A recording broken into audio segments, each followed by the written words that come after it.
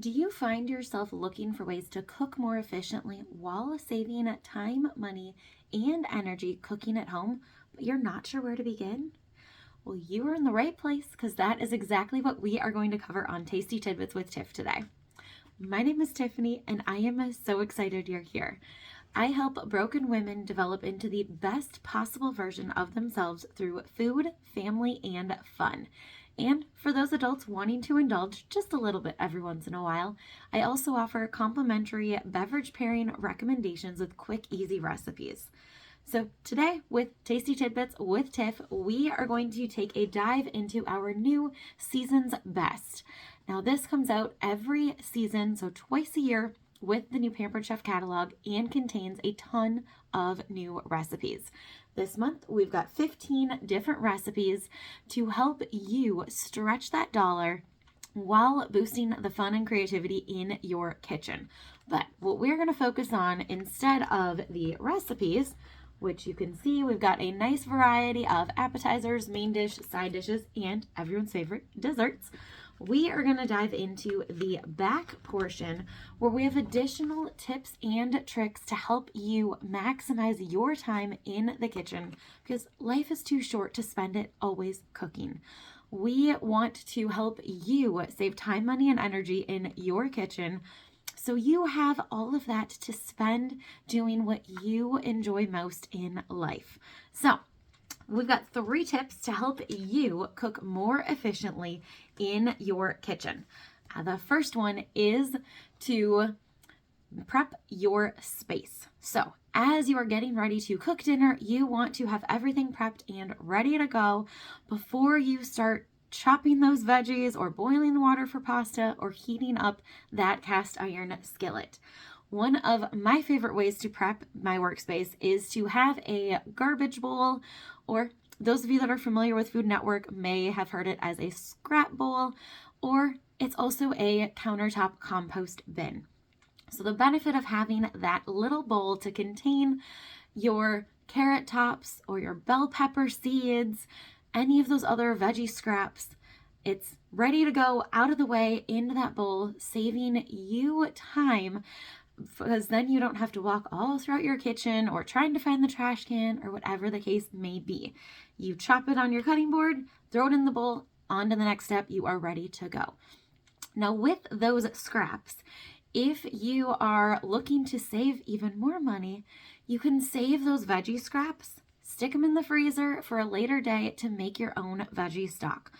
So we typically have a container in the freezer with carrot tops, asparagus tips, and whatever else we find with our veggie scraps as we are preparing. Once the bag is full, you can throw it in a pot of boiling water, bring it to a boil with that water, simmer it for a few hours, and you have got yourself homemade veggie stock.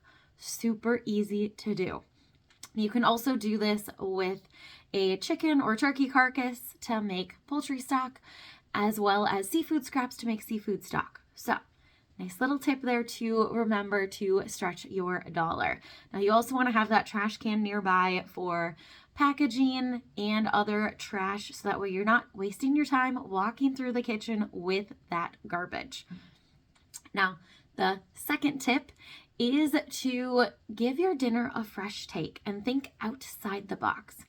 Now, family dinner is important, but it does not have to be a super fancy home-cooked meal that took you hours every night.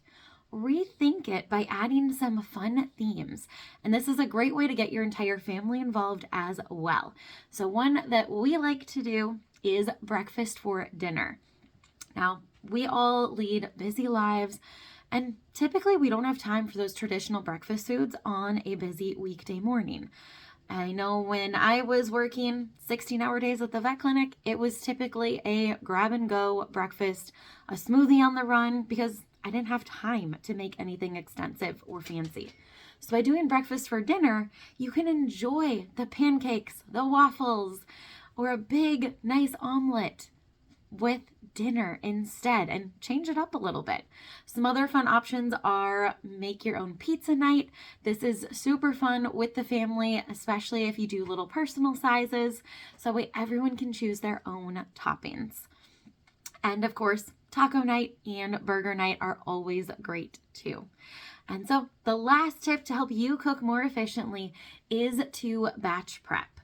So one of the easiest ways is on Taco Tuesday, which everyone loves, is to double batch that meat. So instead of cooking 1 pound of taco meat, do 2 pounds and save half for later. You can stick that extra pound in the freezer to save for a later date, or you could portion it up ahead of time.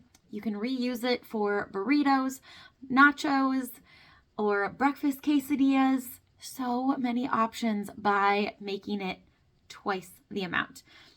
Now, if you find yourself with leftover veggies, you can also repurpose those into a breakfast frittata or fried rice. By batch prepping, you are saving yourself time in the long run. You're already cooking once, so why not double the amount to save yourself time at a later date? So I'd love to know what other tips you have to share with others to help us all maximize our time in the kitchen. Drop your ideas in the comments so we can all save time, money, and energy together.